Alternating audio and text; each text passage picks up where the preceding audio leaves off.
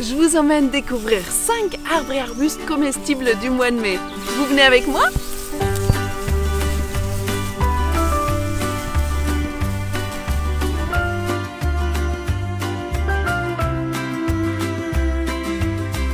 Elles sentent bon, elles sont magnifiques et elles se mangent. Oui, les fleurs d'acacia, le vrai nom est Robinier faux acacia, sont dans les meilleures fleurs comestibles du printemps. Mais attention, il ne faut pas se tromper d'arbre. Je vous explique tout ça et je vous donne plein d'idées de recettes. Originaire d'Amérique du Nord, le robinier faux acacia a été introduit en Europe par les frères Robin qui l'ont planté au Jardin des Plantes à Paris au XVIIe siècle. Le nom du robinier leur est dédié et à partir de ce moment-là, il s'est répandu un peu partout en Europe. Alors attention à ne pas confondre avec le cytise qui a des grappes tombantes de fleurs un peu pareilles mais des fleurs jaunes. Alors le cytise on le trouve dans les parcs et les jardins et aussi dans des régions montagneuses donc sauvages dans la nature. Le robinier faux acacia a donc les fleurs blanches et quand vous les regardez de près, vous allez voir que le pétale qui est recourbé vers le haut qu'on appelle étendard a une tache jaune et c'est à ce moment-là que c'est le mieux de cueillir les fleurs. C'est quand dans la grappe vous avez encore quelques fleurs qui sont fermées et qu'il y a bien encore les taches bien jaunes sur les fleurs ouvertes. C'est là qu'on est en début de floraison, c'est là que vous allez avoir le meilleur parfum et le plus de principes actifs dans les fleurs d'acacia. La floraison du robinier faux acacia est courte, donc allez-y dès que vous voyez que ça commence à fleurir parce que sinon c'est raté, vous y allez seulement l'année d'après. Donc pour vous donner quelques idées de recettes, bien sûr la recette classique ce sont les beignets de fleurs d'acacia, robinier faux acacia. Vous pouvez aussi faire des crèmes dessert, des sirops, parfumer des limonades, du vin. Vous pouvez faire des tartes. Moi, je parfume des crèmes pâtissières avec un sablé et des fraises dessus, donc une tarte aux fraises aux fleurs d'acacia.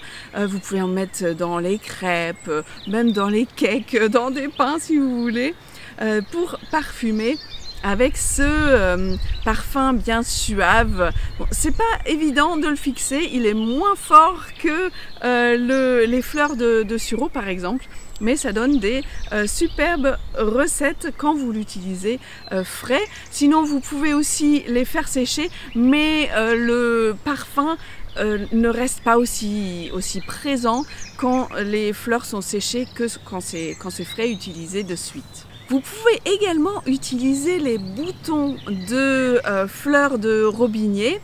Ça, je les utilise en salade. Oui, d'ailleurs, les fleurs aussi. Hein. En salade de fruits, c'est très bien. Les boutons ont plus un goût qui rappelle légèrement le petit pois. On est dans la même famille botanique, hein, entre les petits pois et ce grand arbre. Donc dans les salades revenues à la poêle, je les conserve aussi au vinaigre ou je les mets à lactofermenté. Donc plein de recettes possibles aussi avec les boutons. Crus, il ne faut pas en abuser. N'en mangez pas en trop grande quantité et sur une trop longue période. Mais bon, de toute façon, la période de floraison n'est pas très longue. Donc ça peut causer des nausées quand on en mange trop.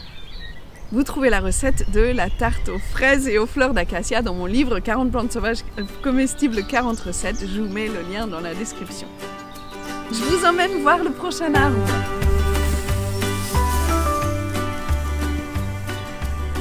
Vous connaissez les arbres à salade? Qu'est-ce qu'on s'embête à faire pousser nos salades au sol alors que les limaces en mangent la moitié? La solution, ce sont les arbres à salade. Alors je vous présente mon préféré, le tilleul. Imaginez le nombre de saladiers qu'on pourrait remplir avec un tilleul entier. Les meilleures feuilles, ce sont les toutes jeunes. Donc ici, ça va être à l'extrémité des rameaux, les feuilles qui sont encore bien claires, vert clair. C'est elles qui sont les plus douces. Mais le goût des feuilles en général est vraiment doux, la texture est douce. Avec ces jeunes feuilles, on peut vraiment se faire des salades entières, pas besoin de couper avec de la salade verte plus douce. Vraiment, je fais des salades entières aux jeunes feuilles de tilleul. À ce stade-là, vous avez aussi les fleurs en bouton. Et là, vous pouvez manger les boutons Mais même à ce stade-là, la bractée, elle est assez douce encore, le pédoncule aussi. Vous pouvez tout manger là-dedans. En plus, c'est très riche en minéraux, en vitamines et en protéines. Alors, ce que vous pouvez faire quand la saison avance un peu, c'est cueillir les feuilles et les faire sécher. Parce qu'on peut s'en faire une espèce de farine qui est donc très riche en protéines et en minéraux. Et vous pouvez couper une farine normale quand vous faites une pâte à pain, quand vous faites des crêpes, des petits gâteaux, des sablés, etc. Coupez donc avec cette farine de tilleul. Je mets 10 à 20, maximum 25% de poudre de feuilles de tilleul séchées. Ça donne un petit goût, un peu de matcha, c'est très sympa. Donc sur mon site Plantes Sauvages Comestibles, vous trouvez aussi une recette de sablé breton aux feuilles de tilleul. Donc je vous invite à goûter et à enrichir vos recettes de feuilles de tilleul bien riches et bonnes pour la santé. Alors on va voir le prochain arbre.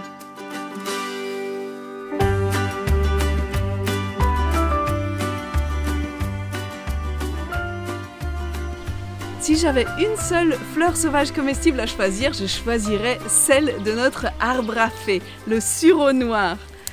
Les fleurs sont super parfumées, elles donnent des possibilités culinaires innombrables. C'est un arbre commun qu'on trouve partout et en plus les fleurs sont immunostimulantes, donc super intéressantes. Ne pas confondre avec le sureau yèble, qui est une plante herbacée qui ne devient jamais aussi grande que le sureau noir. Elle ne fait jamais de bois. De toute façon, les fleurs du sureau yèble sont inoffensives. Ce qui est un peu toxique, ce sont les fruits.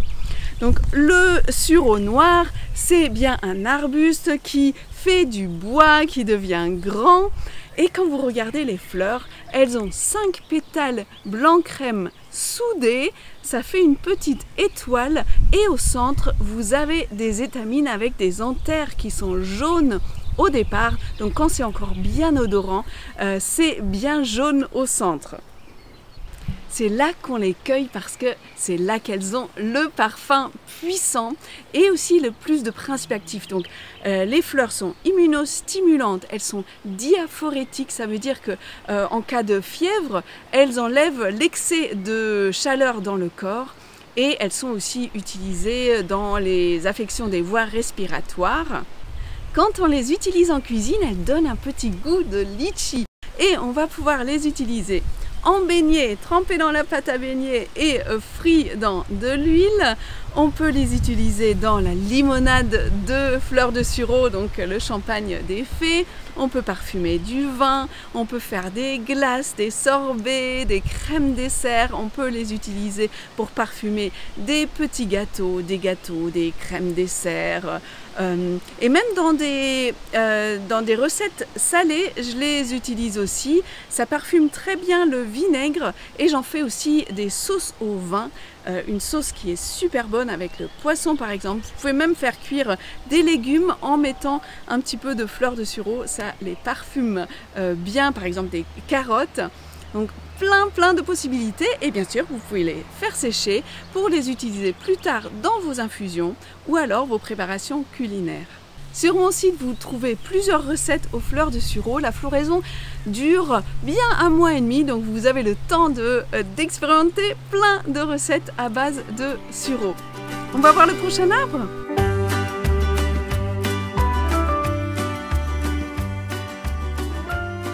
Vous connaissez le vin d'épine qu'on appelle trousse-pinette en Vendée? Voilà l'arbuste avec lequel on fabrique ce vin d'épine, le prunelier ou épine noire. Alors c'est au mois de mai qu'on va cueillir les jeunes pousses de l'année qu'on va faire macérer dans du vin et ces jeunes pousses vont donner un parfum un peu d'amande délicieux au vin. Mais comment on fait pour reconnaître le prunelier alors que là on n'a pas ni les prunelles ni les fleurs pour le reconnaître? Donc le prunelier, il a des rameaux épineux. Donc là, à certains endroits, ça pique vraiment. Et vous avez des petites feuilles ovales, dentées, ovales allongées, hein. La feuille, elle a un petit pétiole. Et puis elle est pointue, il y a plein de petites dents, mais elles sont petites comme ça, elles peuvent, être jusqu'à 3 centimètres de long à peu près. Et surtout, ce sont des buissons très denses. Donc le terme exact, c'est un arbrisseau. Donc c'est un petit arbre qui a plein de troncs et donc c'est pour ça qu'il forme vraiment des haies très denses. D'ailleurs, on le trouve dans les haies en lisière de forêt. Donc un arbre très commun, hein. Donc allez à sa recherche et là ce que vous allez pouvoir cueillir au mois de mai, donc ce sont les jeunes pousses de l'année. Donc tout ça, ça a poussé cette année. Ici le bois il est plus dur, là il est encore souple et c'est ça qui nous intéresse. Donc ça peut donner une petite amertume, mais pas trop importante, alors que le bois, ça donnerait vraiment trop d'amertume et pas assez d'arôme. Ici, ça va être un petit arôme d'amande qui va être donné au vin. Mais vous pouvez aussi faire des recettes sans alcool. Vous pouvez faire infuser les jeunes pousses d'épines dans du lait et faire des crèmes dessert. Vous pouvez l'infuser dans de l'eau et faire des sirops et des sorbets. Ça donne vraiment un super goût, un peu d'orgeat. C'est génial. Sinon, pour le vin, on fait macérer 3 semaines, 1 mois, même un peu plus longtemps selon les recettes, dans du vin blanc. Il y en a qui le font aussi avec du vin rosé ou du vin rouge. Après, on filtre, on ajoute un peu d'alcool, donc de l'eau de vie et un peu de sucre et on attend pour que ça se bonifie pendant plusieurs mois et ça donne donc ce vin d'épines délicieux. Vous trouvez sur mon site plantesauvagescomestibles.com un article avec la recette du vin et aussi du sirop et du sorbet aux pousses d'épines. Je vous emmène voir l'arbuste suivant. Il est juste là. Vous connaissez sûrement l'églantier pour ses cynorrhodons, ces fruits rouges qu'on cueille à l'automne, mais ce que peu de gens savent, c'est qu'on peut aussi manger les fleurs et elles peuvent donner une touche de poésie à vos infusions, vos desserts et vos salades. Les fleurs sont pas seulement magnifiques, mais elles sont aussi antioxydantes, elles sont légèrement sédatives, donc elles favorisent la détente et elles sont apaisantes pour la peau. Elles sont aussi riches en vitamine C et en huile essentielle qui lui donne ce parfum unique. Donc, en fait, il s'agit de notre rosier local. Alors que les rosiers cultivés ont de multiples pétales, ici, il n'y en a que 5. Et au centre, il y a de très nombreuses étamines avec des anthères jaunes, donc des poches de pollen jaune. Et c'est à ce moment-là que c'est le mieux de cueillir les pétales de notre rosier local, l'églantier, parce que c'est au moment où les fleurs viennent juste d'éclore et qu'il y a le plus de parfum et de principes actifs. En cuisine, j'utilise les pétales de l'églantier pour parfumer du sucre, pour parfumer des crèmes dessert, donc une infusion de pétales dans du lait ou de la crème. On peut faire des sirops, des gelées, parfumer des confitures, même en mettre dans les petits gâteaux. Vous pouvez même réaliser des pétales d'églantier sauvage cristallisés et bien sûr utiliser les pétales pour décorer vos plats et leur donner une petite touche de poésie, de romantisme. J'espère que cette découverte des 5 arbres et arbustes comestibles du mois de mai vous a plu. Pour aller plus loin, je viens de créer une mini-formation offerte que j'ai appelée Objectif Plantes Sauvages, de la nature à l'assiette en 8 jours. Cette mini-formation est prévue pour vous aider à faire les premiers pas ou alors si vous avez déjà une pratique des plantes sauvages comestibles pour vous aider à aller plus loin dans la reconnaissance des plantes sauvages comestibles sans stress, savoir où les cueillir et quand en toute sécurité et surtout à les utiliser dans votre quotidien. Cette mini-formation complètement gratuite, elle aura lieu du 24 mai au 31 mai, donc ne tardez pas, inscrivez-vous pour qu'on fasse un petit chemin ensemble encore plus vers l'utilisation de plantes sauvages comestibles dans votre quotidien. Je vous y attends, le lien est en description. À tout bientôt.